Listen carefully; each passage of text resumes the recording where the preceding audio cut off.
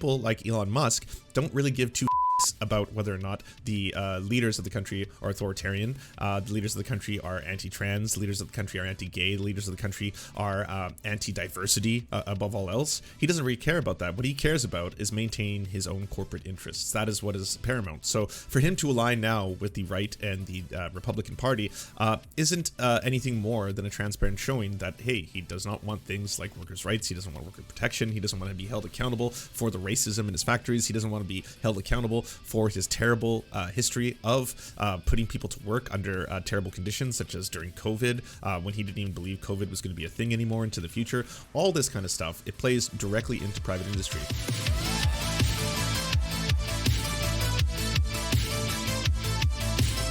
So, Elon Musk, world's richest man, I think as of this point, I don't know if it's him or Bezos. They flip back and forth. Probably Bezos right now, I would assume. Tesla stock's not doing too good. Last I checked, it was still at around the 600 mark, down from its highs of 1200. Elon Musk bragging about how voting for QAnon congresswoman is peak mush. I voted for Maria Flores. First time I ever voted Republican. Massive red wave in 2022. Okay, one sec. Tesla stock. Oh, doing a little bit better. Oh, yeah. I mean, the massive red wave, Elon, I think is not doing too great. I mean, you're still hitting lows of 628 here, and then 647 yesterday. Guess this is the massive red wave. Oh, QAnoner, MAGA, QAnon, Q. We can't work because we're scared of the virus. Yeah, anti-vax QAnoner, cool stuff. Congressional candidate Maria Flores has won the special election in Texas' 34th Congressional District. She is the third person who has previously promoted and expressed support for QAnon to be elected to Congress. Good stuff. Good stuff, America. Oh, someone already made the joke right here. Hee hee. And then when asked about Elon Musk's tweet that he's leaning towards supporting DeSantis for president in 2024, he responds with, "I welcome support from African Americans." It's the joke, everyone. The right has a second joke. So what I would say, I'm focused on 2022, but with Elon Musk, what I would say is, I welcome support from African Americans. What can I say? So what I would say, they got two jokes now. I'm focused on 2022, but with Elon Musk, what I would say is, I welcome support from African Americans. It's going to be so cute when they have a third, when they have three jokes, and then they can just keep doing those three jokes. Think of the repertoire and all the variations, because you have the one joke, but then you just keep doing it over and over in different variations, and it gets funnier every single time. Free speech advocate considers endorsing lending proponent to book bans and gag rules for teachers. I suppose that would be a little against his complete support of free speech that he always talks about. Tucked in the middle of a Twitter thread where Musk, the world's richest man, worth an estimated $205 billion, discussed midterm politics and the fact that he voted Republican for the first time during Tuesday night primaries, he said DeSantis at the moment is who he would support for president in 2024. Musk was asked on Wednesday morning by a Twitter user called Tesla owner Silicon Valley if he would vote Republican in the presidential race, to which Musk replied, "To be determined." "What are you leaning towards?" DeSantis, he replied. DeSantis has brushed off questions about 2024, but in nearly every 2024 straw poll, he has either finished first or second when competing only with the former President Donald Trump, as the rest of the potential 2024 GOP field trails by wide margins. DeSantis has also been raising huge sums of campaign cash and has a growing base of support amongst conservatives coast to coast. DeSantis scares the fuck out of me, especially compared to Donald Trump. And I'm no fan of Donald Trump. I just think DeSantis would be a lot more politically effective than Trump was. Musk made his comments about DeSantis in a reply to a tweet about Texas Republican Maria Flores winning in a special election and flipping a congressional seat long held by Democrats. She will now become the first Mexican-born congresswoman and is also a QAnoner. I voted for Maria Flores. First time I ever voted Republican. In recent months, DeSantis has praised Musk, whose flirtation with buying Twitter has energized conservatives who think under his leadership there would be less censorship, something DeSantis is focused on as governor. In April, as Twitter was nearing a deal with Musk to sell, DeSantis said it would be a blow to failed legacy media. They were going around a lot these days with failed legacy media outlets like NBC, CNN that no one trusts anymore. It seems like over the last 5 or 6 years, these big tech companies, including Twitter, have gone from an open platform to being enforcers of the narrative. The thing with Twitter, by the way, that I think everyone should realize is that it is entirely true that Silicon Valley companies, the companies themselves, may have a liberal bias in that tech workers usually skew a little bit more liberal. This has to do both with the location, the culture, stuff like that. Not left in any way, shape, or form. They're very proud and pleasant capitalists. Oh, shit. I've said too much. Tech is coming for me. Sorry, Chico. He didn't like that.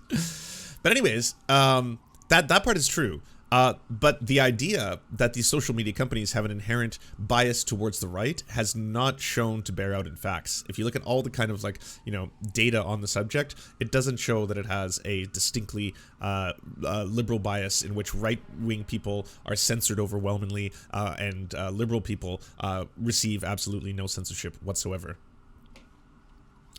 Musk's plan to buy Twitter has been put on hold in recent weeks as the two sides hash out the remaining details, including Musk's concern that the company initially was providing information about how many of its accounts were bots or fake, information it has since agreed to give Musk access to. Can we also remind ourselves of a couple things? There's some aspects of this that should be made clear. One, when you join a new board, there is a vetting process in which they look up information about you, information in your background, things that may be unpleasing to the board and the shareholders, and that is one of the reasons why Elon Musk could have been getting some cold feet. Again, speculation. We should also mention the fact that it was at this time that a very big story about Elon Musk was about to break, related to the fact that he believes in horseonomics and wants to have a horse economy where he can buy sex workers with horses, allegedly. And apparently paid off someone $250,000 so that this information would not be made public, made them sign an NDA. So there's that, so economics. Oh, that's even better. Economics. Although horseonomics just has a great ring to it, Maybe economics can be the more advanced version of horseonomics. Economics is like horseonomics 302. It's like third year shit. And then if you're like an entry-level student and you want to learn about horseonomics, that's like the 101, 102 stuff. So, yeah. Speaking of Ron DeSantis, by the way, Ron DeSantis and his goons might not know how to run a state, but they know exactly how to manipulate the mainstream media. They know if they make up their own science on trans issues, it'll be covered as Florida officials say X, while experts say Y, and it was. Mainstream print and blog outlets are failing to fact-check misinformation wielded by Florida GOP officials in the attack on trans medical care. Mainstream coverage equated anti-trans political attacks with establishment medical science, which also parroted false claims about gender-affirming care. Articles from NBC News, Salon, Politico, Newsweek, and the Associated Press quoted claims from Ladapo's letter and the AHCA's report, which falsely assert that the science supporting the use of puberty blockers, hormone replacement therapy, and transition-related surgeries is weak, and that the opposition to gender-affirming care was supported by the highest levels of generally accepted medical science. This is a lie. The overwhelming consensus of the medical community is in favor of it. Despite the abundance of evidence showing the safety and efficacy of gender-affirming care, not one of these outlets attempted to verify these claims with fact-checking. Even when Ladapo and the HACA made specific false claims, outlets still quoted the biased sources without testing those claims against hard evidence. NBC News quoted the false claim in the HACA report that evidence shows that gender-affirming care could exacerbate or fail to alleviate existing mental health conditions. NBC News did not cite the abundant available evidence directly refuting the claim, despite the fact that NBC News has reported on the science on numerous occasions. Shame on you. Shame on you all. DeSantis' point men on banning trans healthcare in Florida include a Federalist Society lawyer and an anti-vaxxer who's made appearances on Tucker Carlson's show. That's just like, again, it sucks. It really sucks because the idea of having to push back against the stuff gets worse and harder the more this kind of shit is used to muddy the waters. Like, we shouldn't be using anti-vaxxers and Federalist Society lawyers as people advocating for the health of trans people. Like, it's absolutely fucking disgusting. Similarly, the articles from NBC News, Newsweek, and the AP echoed claims in Ladapo's letter that medical organizations were guided by political ideology and politics-based medicine in their support for gender-affirming care without critical pushback, which is so, like, this is so rich. This is exactly what's happening, but in the opposite direction. While every major medical organization in America supports access to gender-affirming care, the officials at the forefront of attacking gender-affirming care in Florida include Ladapo, an anti-vaxxer who appeared on Fox News' Tucker Carlson Tonight, in between spreading COVID-19 misinformation in numerous op-eds for the Wall Street Journal, and the AHCA Secretary Simone Marcellor, a lawyer with no background in medicine, who is a contributor to the right-wing media legal organization, the Federalist Society.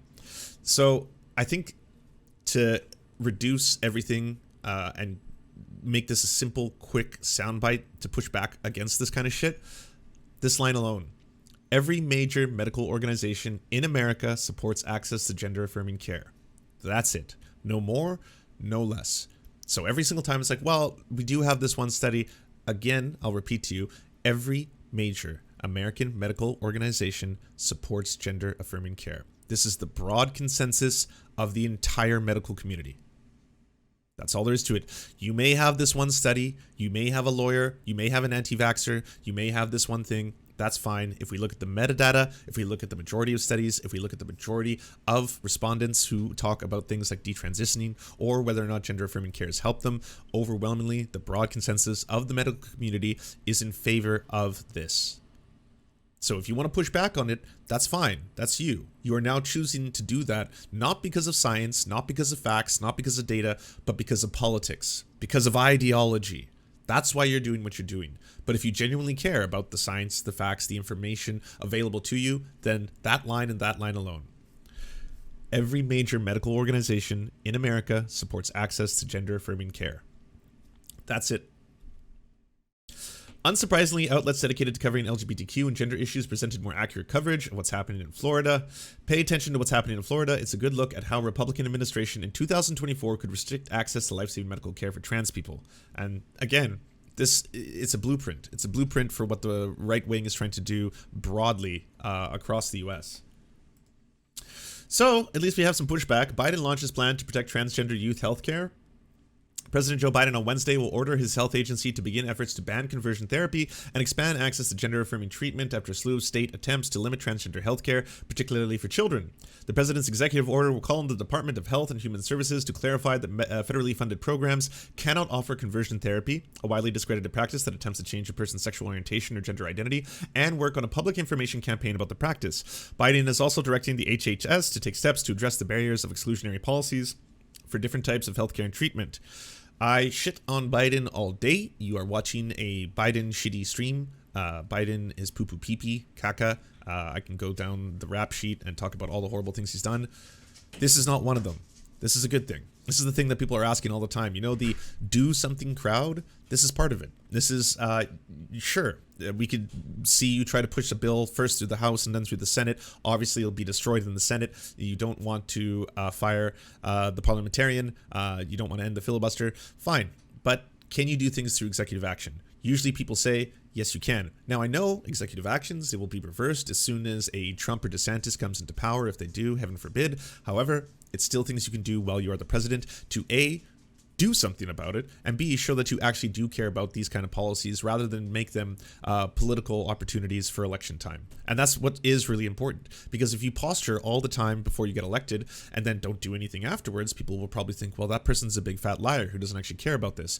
Yeah, I mean, if you say that I'm going to forgive at least $10,000 worth of student debt, and then that just kind of disappears only to come back in the form of crumbs, well then yeah, people might not think that you're a very genuine president.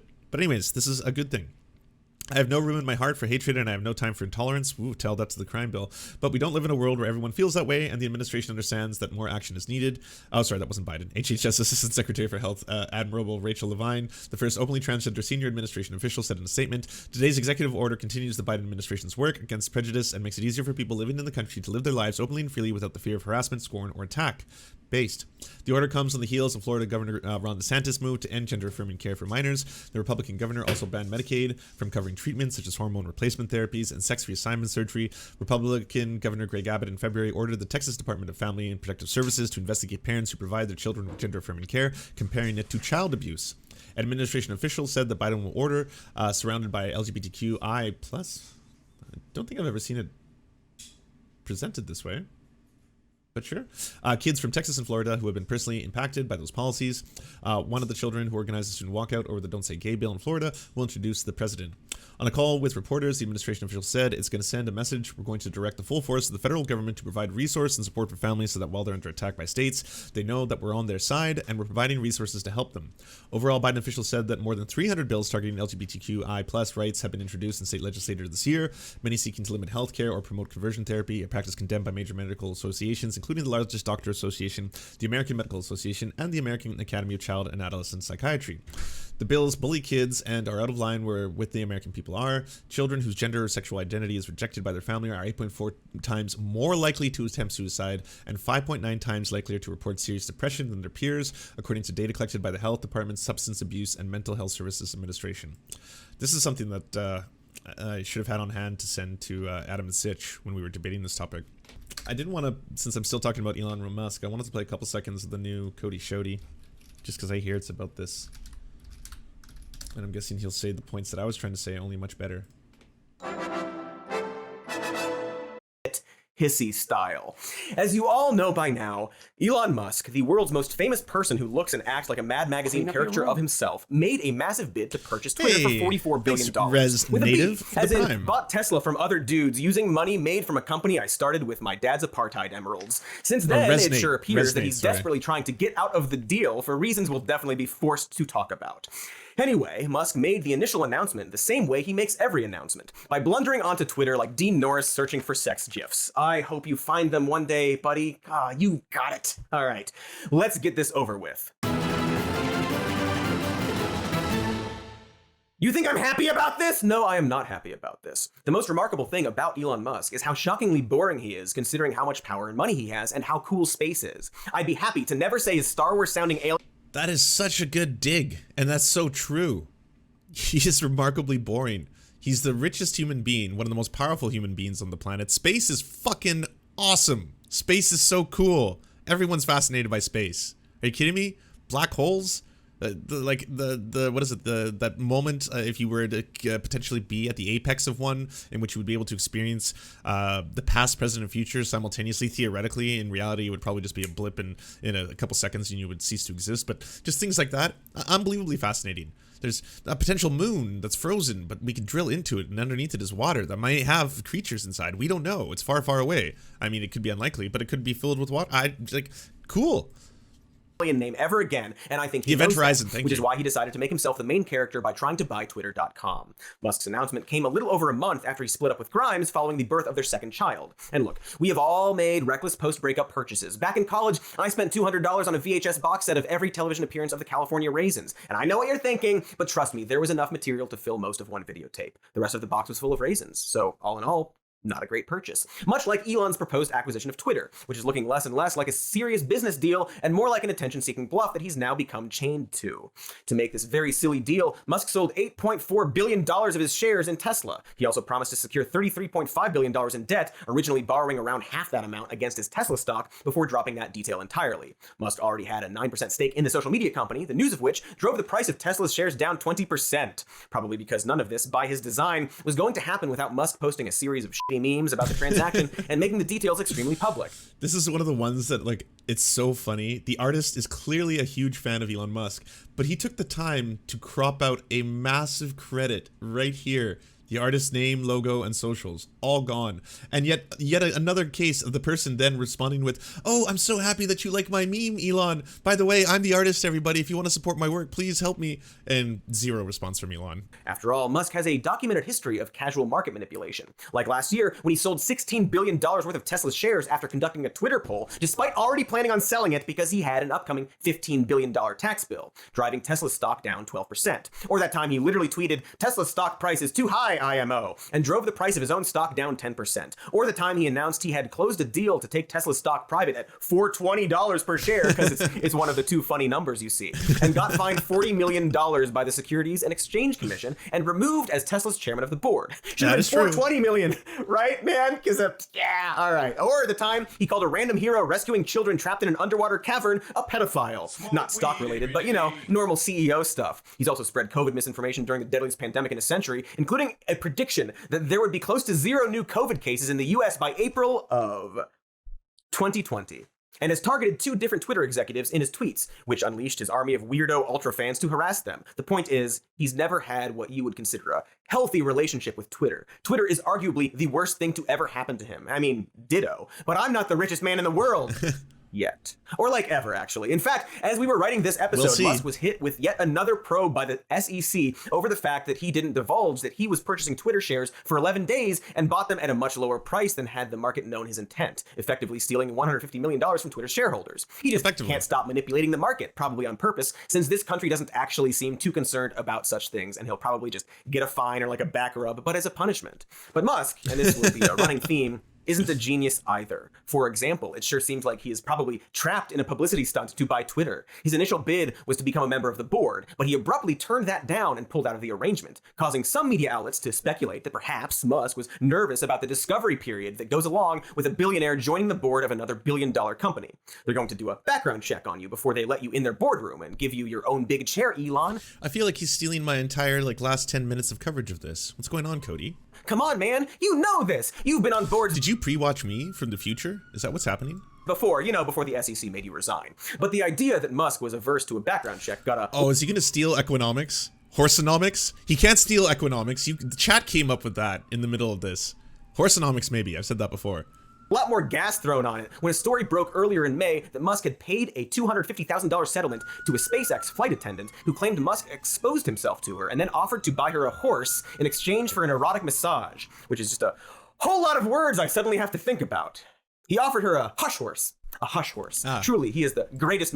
Okay, he came up with his own thing, hush horse. I think horseonomics is better. I also think economics is good too, but I'm a bigger fan of horseonomics. Because again, God complex. Modern mind. And we know he's a genius because his mom told us so. Except counterpoint, maybe he's not. Maybe he's just so rich that he can easily absorb repercussions. After all, he's the kind of guy who can make careless offers of hush horses and hostile takeovers all over town without pausing for a fraction of the time it takes for a Tesla to self-destruct with its driver trapped inside to think about the consequences of his actions. And that's typical billionaire behavior. But in the case of making a splashy bid to buy Twitter, Elon Musk seems to have specifically ignored the consequences his actions would have for Elon Musk. He's like his own final boss, the Radagon of the Golden Order, in a game I have not actually played because I don't have the time. That is a really good point though. Elon Musk, I know he probably does have a lot of work and is very busy, but also, clocking 90 hours into Elden's Ring kind of is something that not everyone has the time to do. I love video games and there's a lot of video games I want to play. I just don't have the time. Everyone's always like, why didn't you play Elden's Ring? And I was like, you need, what, like a minimum of 60 hours in that game to actually get a good build? Like, I don't have 60 hours to get a good build, or to get good in general. I'll end up playing like Haas. Have you watched Haas play Elden Ring? He was fucking ass at it. He was so bad. He was so bad that it made him go on a whole rant about video games in general, about how they're like a perverse octopus of like unlimited desire and stuff like that. I was like, homie, you just suck, okay? It's okay to be bad at a game that is notoriously difficult, okay? I'm not gonna go out and say that I'm suddenly gonna be as good at that game as some people posture to be. Fucking Ethan Klein is like, oh yeah, I beat it like 3 times. Like, what's his face? Video game donkey. I know it's his job. I know video games are his entire job, but he's claimed to have beaten that game like 3 times and twice on the hardest setting. And to me, I'm just like, what? Like, I don't have 100+ hours to get good at that to do it. I put 120 hours into that game in the first 2 or 3 weeks of the game. Wow. Yeah, I mean, unless y'all want me to become a video game streamer, I'll never be able to do that. I could only do that if that was what I did. If that was like my whole thing. I was just a video game streamer for like 4 hours, 5 hours a day, 10 hours a day. It's worth noting that Musk had a day-long meltdown on Twitter, warning his fans that the political attack... I have beaten it 5 times, but I won't brag about it. Hardest setting, each new game is harder, like NG, etc. And that it just goes on forever. Well, I guess that's really easy. The math just keeps on, like it'd be really easy to do that in ad infinitum. Attacks against him from the liberal media would soon begin in earnest. Still playing it 375 hours. Their stranglehold on free speech, which, as far as Musk is. Would I be happy? No, I don't know. I quite enjoy being your news guy, to be honest. I am also addicted to news. So then I would probably have the opposite problem, right? I would be like, well, I spent so many hours playing Elden Ring that now I have no idea what's going on in the world. And I guess one is more significantly important, than the other one. weirdo fans and the entire GOP are concerned, ostensibly means the right to say vile racist shit on Twitter and foment an insurrection. And sure enough, the story about the $250,000 settlement and his alleged sexual harassment and embarrassing horse flex broke later that week. The problem is, Musk made those comments on Twitter. Oh man, I feel like Horseonomics is going to lose to the amount of horse puns that he's about to throw out Twitter here. After being contacted by a journalist attempting to verify whether the settlement story was true. Musk wasn't predicting some retaliation because of his noble efforts to purchase Twitter and restore it to the hands of the people, or because of the Dem media sphere being furious that he just a few hours earlier tweeted that he was going to vote for Republicans now. He already knew exactly what story was about to come out and was trying to get ahead of it with some bad faith damage control. In fairness, we don't know much about these allegations at the moment except for the original article saying they have documents and email correspondences to back up that claim. Also, this picture, which is not official evidence, and like, yeah, people can stand next to people, you know, it happens all the time and has nothing to do with guilt. But for the sake of the meme of it all, some folks like to bring it up and also bring up that multiple sources told Business Insider that Jeffrey Epstein set up Musk's brother with his ex-girlfriend and reportedly got a tour of SpaceX, you know, because that stuff looks kind of, what's the word? I didn't know about that one. Oh shit, that one's really bad. Sus, man. That's Elon using hip young teen speak for suspicious to comment on this allegation. Because all Elon wants in this entire world is for teenagers to think he is cool. Because they didn't when he was a teenager. And also don't now, because billionaires aren't very cool. No matter how many memes they tweet about how Johnny Rotten thinks the left is actually the establishment. Johnny Rotten being the authority on dudes who auditioned to be in a punk band that formed years after way more influential punk bands, who then got old and rich and loves the Queen and Trump now. Real anti-authority stuff. Yeah! And while a serious business ghoul would perhaps just stay quiet about this story and really all his business dealings and simply let his lawyers handle it, Elon can't stop tweeting about this stuff. He's on Twitter even now, as we speak, or as I speak and you listen days, weeks, months, perhaps even years later. I could very well be long dead at the time you are watching this, and Elon would still be tweeting about this. Oh, he's one of the most dedicated posters there is. Like, you can firebomb the stock value of your company and still keep returning for the epic memes.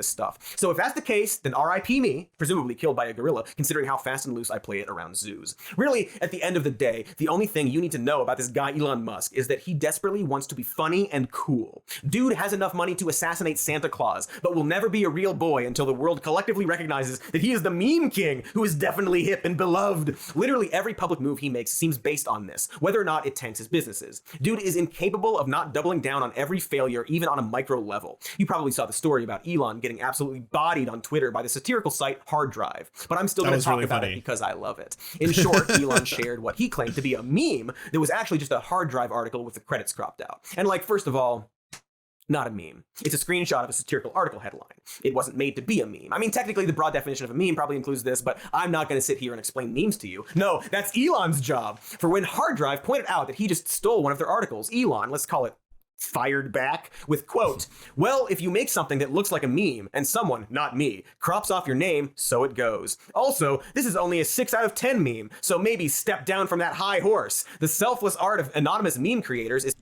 High horse. We were so young then, we didn't know. Something to be admired. Of course, I'm pretty sure the selfless art of meme creators would normally refer to people who actually assemble an original meme and not people who just screenshot an article on a satirical website. Maybe that's why this is only a 6 out of 10, I guess, because it's just a screenshot of an article that he shared because he originally liked it, despite it apparently being only 6 out of 10. Anywho, Hard Drive replied by posting one of their own articles, specifically making fun of Musk for needing to be liked, to which he replied, claiming that it wasn't funny, selflessly explaining comedy by saying another quote, the reason you're not that funny is because you're woke. Humor relies on an intuitive and often awkward truth being recognized by the audience, but wokeism is a lie, which is why nobody laughs. Now, besides the fact that Hard Drive had already buried him and Elon deleted his original meme tweet, it has to be stressed that the wokeness Elon is referring to here is a joke article about VLC Media Player and the Zodiac Killer, and then one that specifically makes fun of him. And that's actually a pretty important detail, because what Elon is accidentally confessing to there is that he considers woke, and by extension leftist, is actually just anything that criticizes him specifically. Him. Specifically. This doesn't just expand to his sense of humor, but entire reasoning for his recent claim that he's flipped from a Democrat to a Republican. I might never have voted for a Republican, just to be clear. Right. Now this election, I will. The Democratic Party is overly controlled by the unions and by the trial lawyers, particularly the class action lawyers. And generally, if it should be really telling to everybody, by the way, that the world's richest people, this includes Jack Dorsey as well, are very anti-union, and they're very scared of unions. Like that should tell you all you need to know about that. if you'll see something that is not in the interest of the people, on the Democrat side, it's going to come because of the unions, which is just another form of monopoly, and the trial lawyers. That's where actions will be happening from the Democrat side. They're not in the interest of the people. If identifying Democrats as the party run by unions and class action lawyers seems oddly specific and inaccurate to you, that's because Elon Musk is literally in the middle of a battle against both unions and class action lawyers, including one lawsuit claiming that Tesla factories are f***ing segregated by race. Hey, just like back home, Elon! Meaning that the moral stance Musk is taking against Democrats is just specific to his own personal experience as a rich guy being bothered by fair workplace efforts toward his terribly run company. And that, in his own words, Republicans are often the party of corporate evil and religious zealotry, which might be worse than unions, but not to Musk, of course. It's the equivalent of someone claiming that all movies are bad because they recently got kicked out of a showing of Top Gun, or like a dude suddenly becoming right-wing after their ex was seen reading Karl Marx. It is so obviously, transparently, a personal vendetta, as opposed to a serious political viewpoint. He's even just said as much, tweeting that he flipped because the Democrats are mean to him specifically. And again, it's basically how Elon makes all of his decisions. And to be clear, he made this anti-union, anti-class action lawsuit, pro-corporate evil, pro-religious zealotry claim on camera. Then he tweeted that it was actually because of something about kindness and the Dems being the party of hatred and division, and then said these statements would cause a Dem media hit job, despite him knowing the unrelated reporting was already on its way.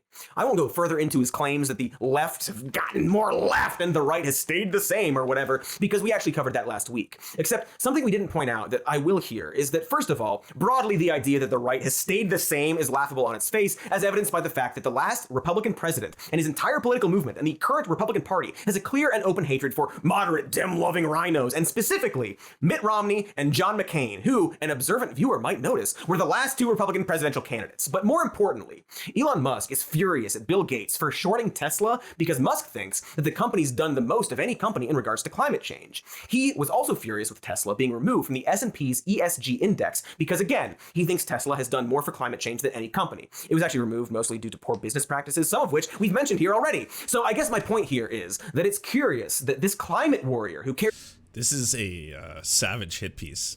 Just like one after the other. There's so much about climate change and thinks his company is doing the most of any company to combat it, would openly and proudly and aggressively say that he's going out of his way to vote for the one political party on the planet that consistently denies that climate change is even real. Curious that, indeed. But again, enough about his very obvious lies about his politics. I would much rather focus on the fact that Musk is just so very obviously on... It's pretty hard-hitting. Coding always goes rapid fire. Yeah, it's true. To Godwin's law this a little bit, I know a lot of people will think that as the right in America and globally actually show a lot of signs of descending into fascism. If we look historically at the one example that everyone seems to know when it comes to fascists, the Nazis. I've heard before on the internets of all places that apparently the Nazis were not capitalists, and in that they actually took over a lot of capitalist industries, specifically having control over certain sectors under the dictatorship itself, which is a flat-out lie, by the way. The idea being that under the economic turmoil that led to the rise of the Nazi Party and then eventually them taking power and seizing power, eventually led to them allowing to protect the business interests of capitalists, those who were the wealthy owning class, who owned the factories and all of that. Yes, there was suddenly oversight being done by the Nazis, but their industries were upheld. There was massive profits that were made, and they were allowed to continue making profits under the dictatorship as long as it was, of course, in favor of what the Nazi Party wanted. So yes, there's an element of this far-right authoritarian, and it is far-right by definition. There's no other way of looking at it. Just because it has the word socialist in the name doesn't mean that it's actually socialist. In fact, one of the big reasons for branding themselves that way was that it was a very popular thing in Germany at the time to have things like the Communist Workers' Party, to have things like the Social Democrats. So the name itself shouldn't fool you, and neither should the far-right authoritarian fascism that was taking place under the Nazi Party. And something that is very scary about, are we headed towards these kind of things again? You know, what with CPAC and moving towards Viktor Orban and then going to Jair Bolsonaro, this kind of stuff, the far-right movement on the rise in America.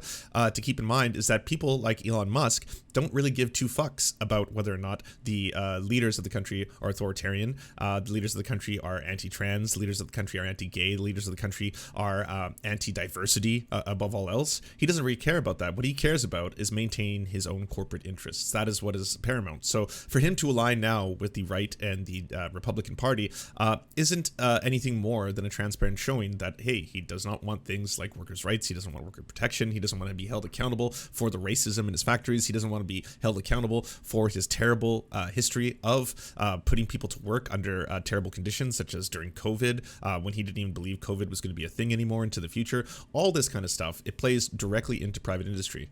Tilt about the fact that he's not very cool or funny, and that the actual funny people love to make jokes about him. And in fact, before that hard drive exchange, Musk had a similar falling out with The Onion, a publication he once loved so much he considered purchasing. The problem, however, is that The Onion is funny, and knows that comedy often comes from making fun of powerful people like Elon Musk. And so when they made an apartheid joke at Elon's expense last year, playing off the fact that, according to interviews with Elon's very rich and very f***ed up father, their family co-owned an emerald mine in apartheid South Africa, and little fancy boy Elon literally walked the streets with emeralds in his pockets, and you can basically trace his success with the fact that he was born wealthy and had servants and shit. Well, when they made a joke about that, Elon Musk replied on Twitter with, "Shame on you, Onion. This is why people are switching to Babylon Bee." And you have to notice that in both of these cases, The Onion and Hard Drive are only specifically making fun of Elon, to which Elon makes these broad statements acting like the people are on his side, as if insulting him specifically is like insulting a broad concept or something. And it really needs to be noted that the site he says people are switching to is basically a toothless, let's say, satire site that, when not doing the same trans joke over and over and over and over, basically run articles about how cool and great and a genius Elon Musk is. Here's one about how he saved everyone in Texas with a mech suit.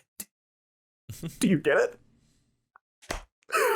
The joke is how great Elon Musk is. Such cutting-edge comedy. So savage, according to Musk, the billionaire being told he's great and cool and smart by the website he coincidentally thinks is good comedy. It's so darn embarrassing and obvious. So cringe, as the kids used to say. How much Elon Musk desperately wants to be seen as funny and cool, but becomes a little crybaby snowflake the moment anyone dares to make a joke at his expense. In fact, without revealing too much, we at the Shody actually know people who worked on projects under Musk. And according to one of those people we spoke to, anonymously of course, they actually got fired from a project under Musk because they liked a tweet that made fun of him. This isn't their assumption. They were specifically told it was a factor in them being let go. That's how thin his skin actually is. Or to put it in terms Elon could understand, he's this meme all the time. What a goddamn snowflake. That's ridiculous. Just for liking a tweet? But wait, I thought he was all about, freedom of speech. Is that not free? Like, that sounds like you're silencing someone's freedom of speech to like a tweet. God damn. Not even a reply. It's not even like, oh, that was epic or anything like that. It was just like, gone. Your job's over. Yeah, how dare you?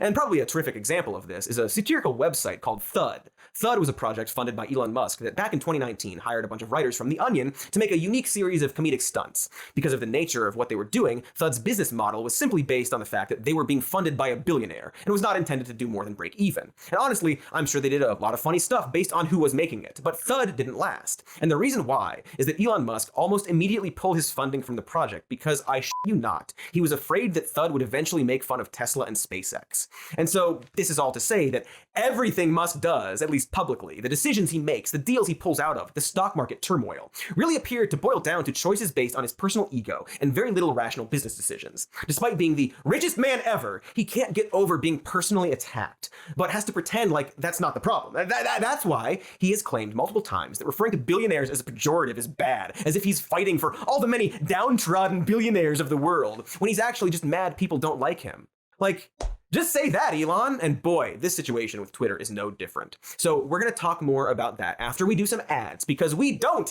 have a billionaire funding us yet. Well, I mean, what you should be funding instead is the amazing work of Cody Shody by hitting the subscribe button and the like. I'm sure all of you already follow some more news, but if you don't, you should watch some more news because they're good people. And then hit the comment thing and then help them and push them into the forefront of the Twitter algorithm. Do you enjoy the Serfs but prefer not to have to use your eyeballs? Many are saying this. Well, we've got the solution for you. It's the Serf Times in podcast form. Available on most major podcasting networks now. If you enjoy it, please consider leaving a good review and feedback because it really helps the show out, apparently, and it's free, just like the podcast. To our gods, Xander Corvus and Peyton L. Just, we are prepared to embark on a mighty jihad in your name. To our monarch, Tom Spiker, we are but your humble jester, attempting in vain to get you to laugh. To our valiant knights of the Round Table, Benji Arnie, Tech Tink, Scary Earth Human, Tony, DM Rivera, Resident Scarecrow, Sir Nickus, Mayred, Cheryl Alvarez, Ruby Kelly, Brandon, Words Greenwood. It doesn't matter what I believe, it only matters what I can prove. Egbert Celine, Matthew Scarborough, Stellar Vision, Ariane McCarthy, Daniel Sutton, Coulter Smith, Jenna Tao, Quiet 185, Anna Loves Riley, Omni, Riley and Anna, Poodlehawk, The Tim Caucus, Multimondi, Trevbot, EXE, Brian Ephraim, Lemmy 101, Anthropophojak, Saren 42, Catherine, Ramon Acosta, Incosin, Agent NDN, Violent Orchard, Political Puppy, La Media Panza, Zach Christensen, Todd Buckingham, and Todd Lajeunesse. We raise our mugs and salute our brave heroes off to another glorious conquest.